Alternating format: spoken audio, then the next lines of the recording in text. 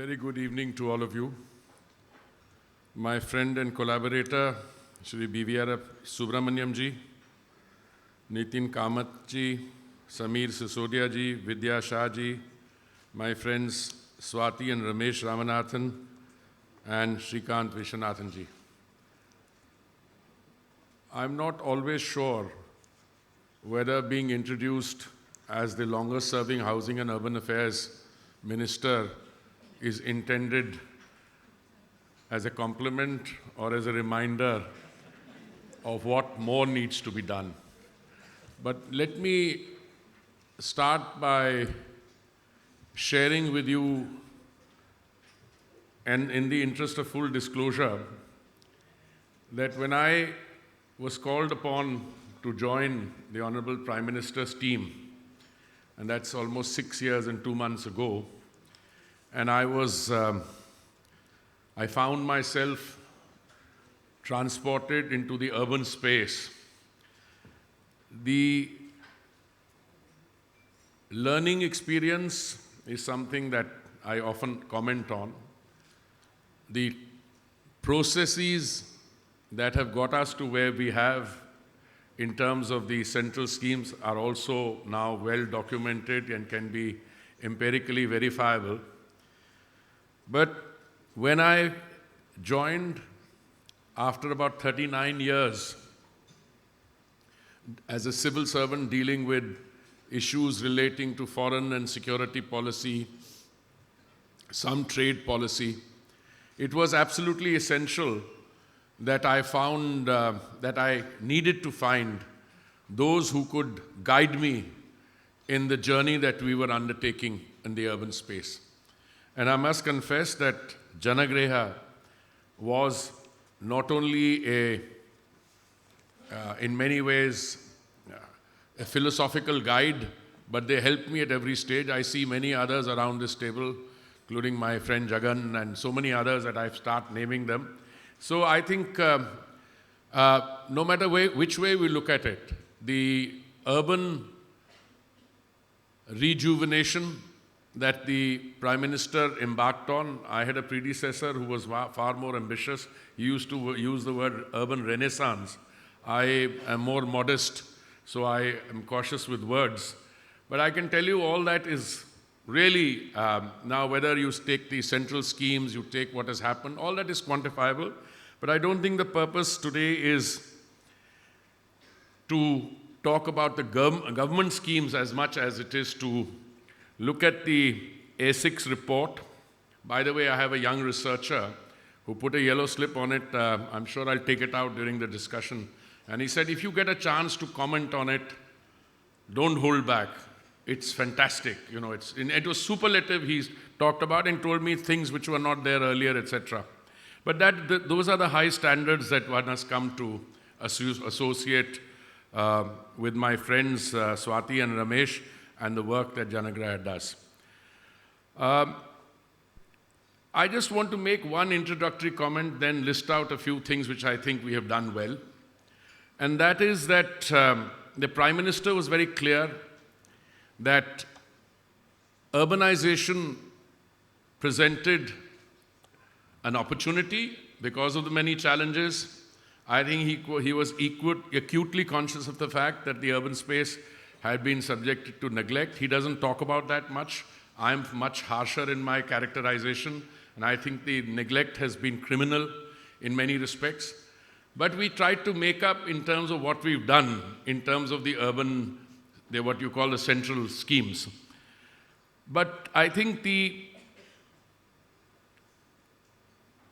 steps that we have taken, which I would like to point out today, and I'll come to that after I just give you a few comments on the 6th edition of the ASICS report, which has been released today.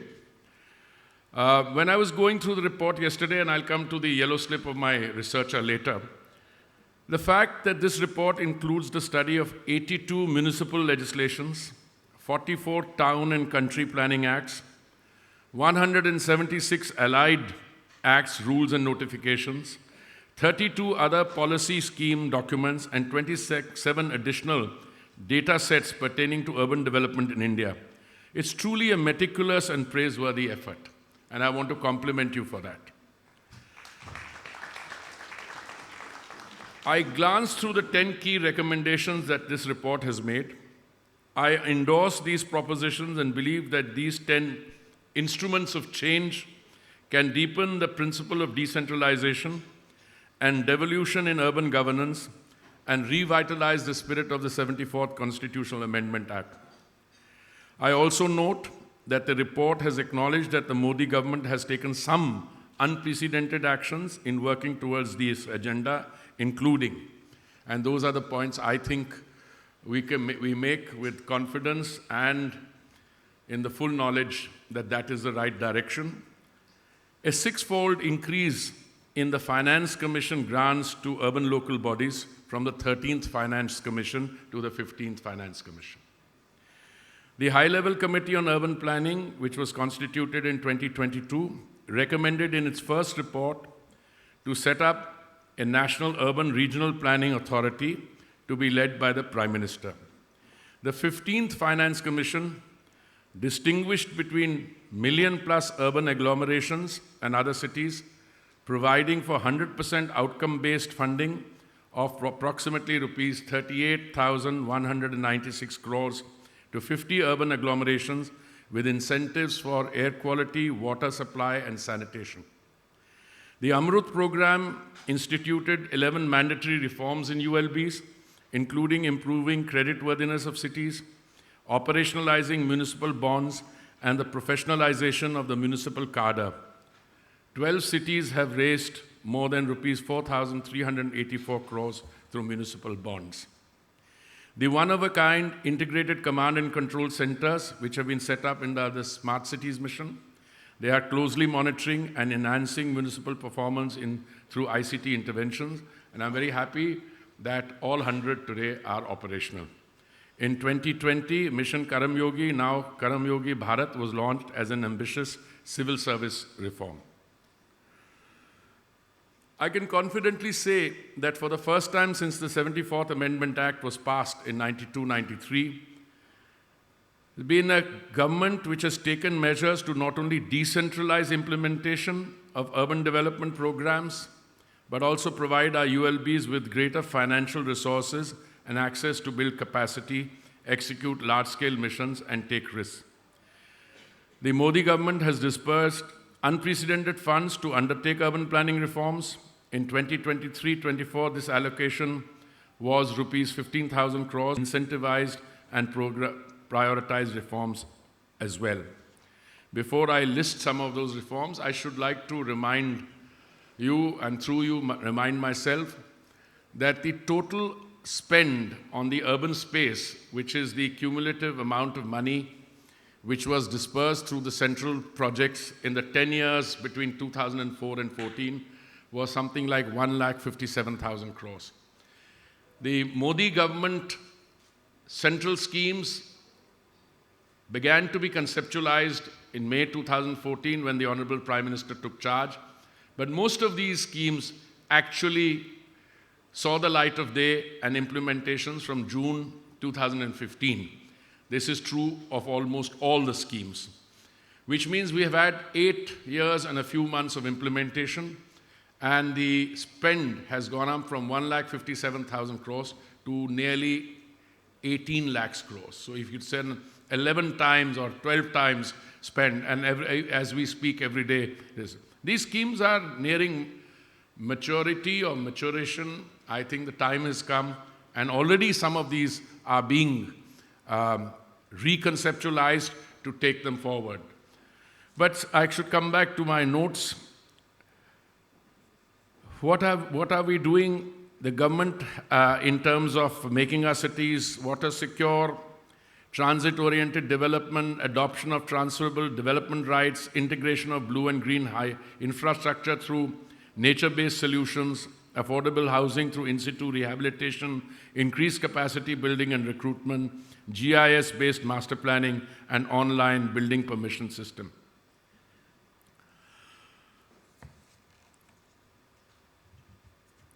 I am not sure, but I've been led to believe by some of my friends who were early collaborators in this, that this constitutes the most comprehensive and planned urbanization program undertaken anywhere in the world. And I think the comprehensiveness of this program also speaks to the fact that you started with ad hoc measures earlier. So you were able to aggregate those and then scale them up.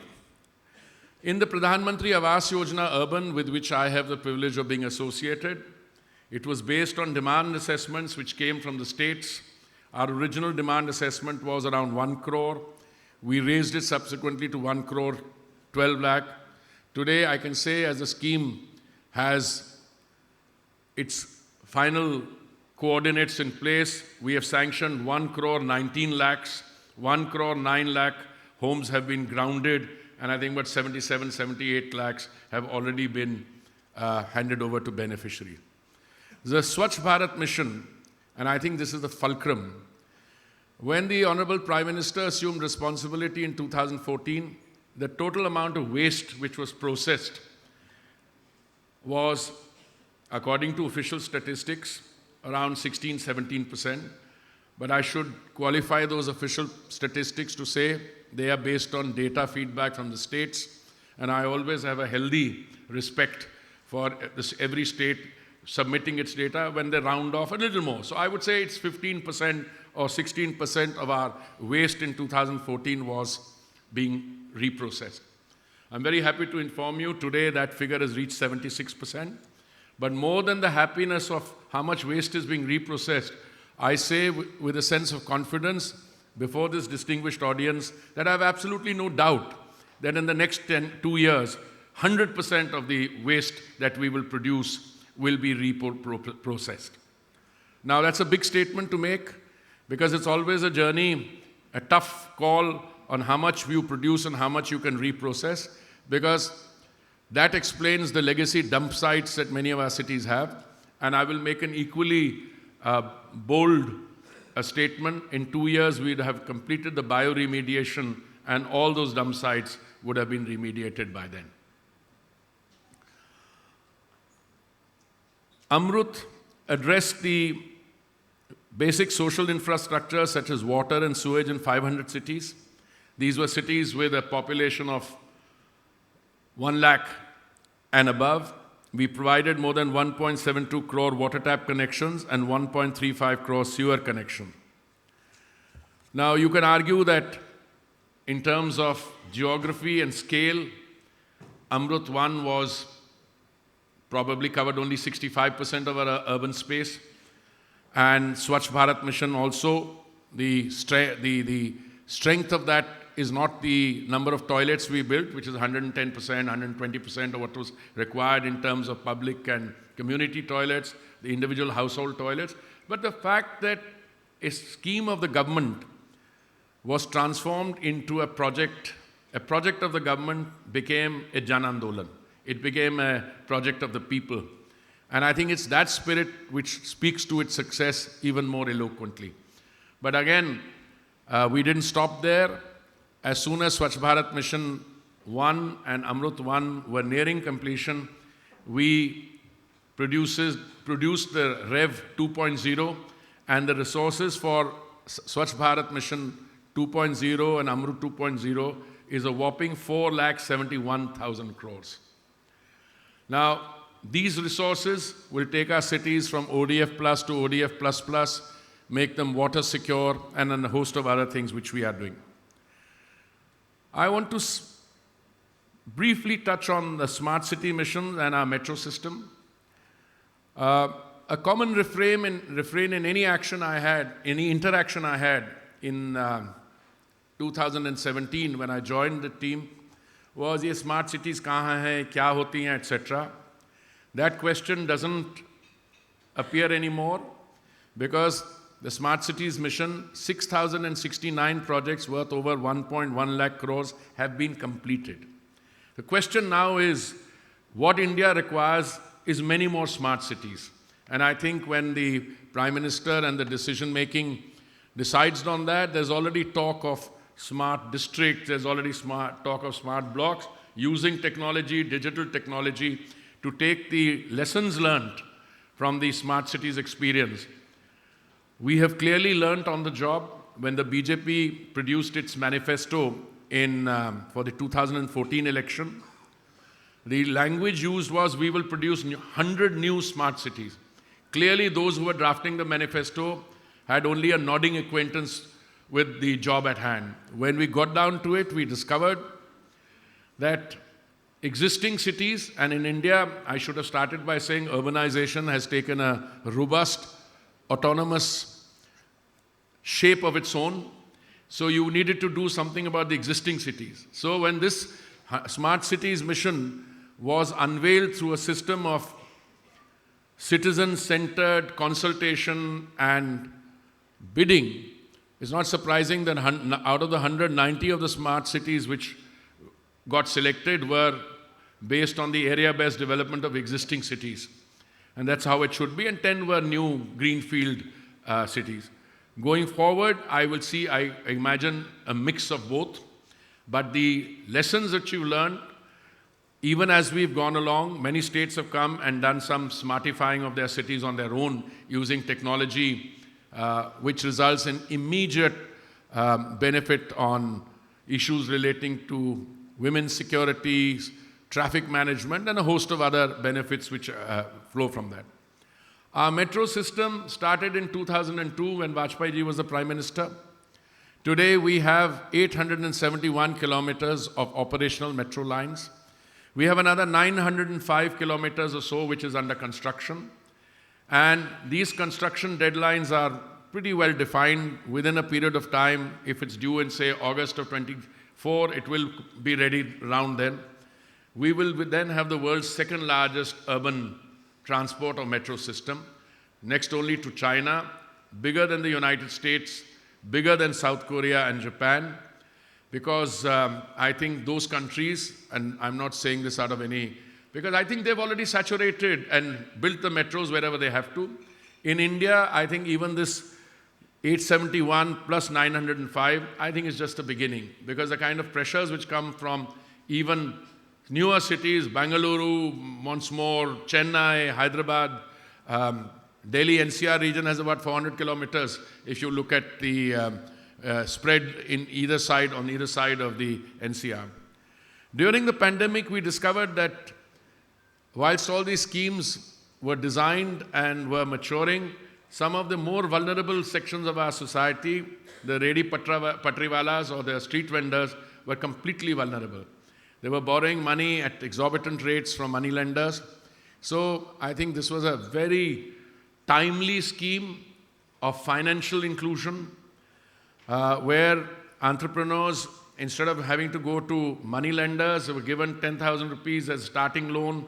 If they repaid it in time, another 20. If they repaid that in time, another 50. So you turn this micro inclusion scheme.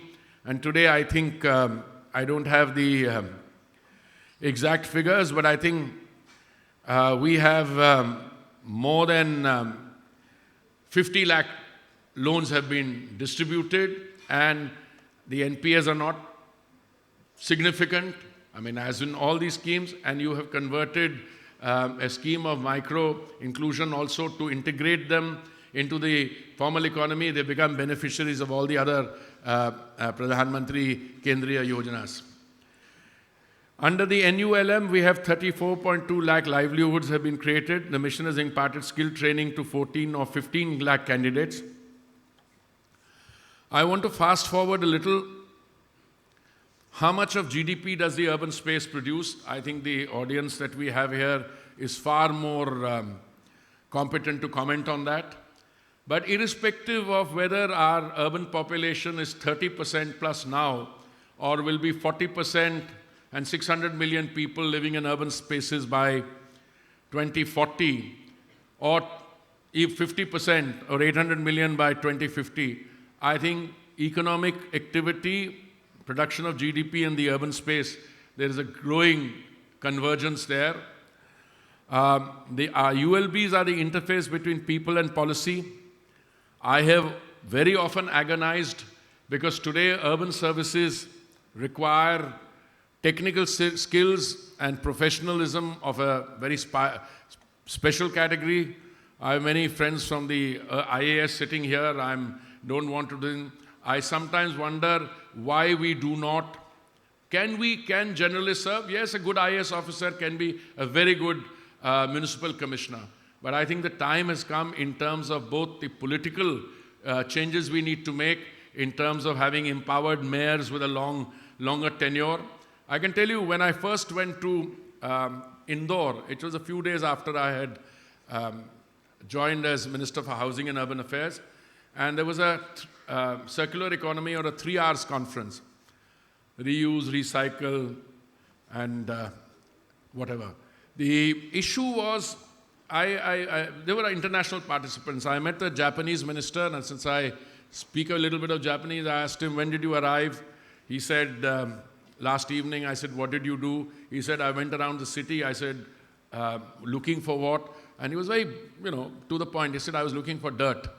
So I said, I didn't understand initially. Then he said, no, because this city has a reputation of being world-class in terms of its, cleanliness. It comes in the Swachhta Sarvekshan we carry out. It does very well every year. But I think that's the kind of tribute. I was there recently. They won 6 times. They won the Swachhta Sarvekshan award. So I asked myself a question. What produces this kind of winning formula? There's no easy answer. I could turn around and say a good municipal commissioner, a good mayor, a good chief minister, but I think it's all of them.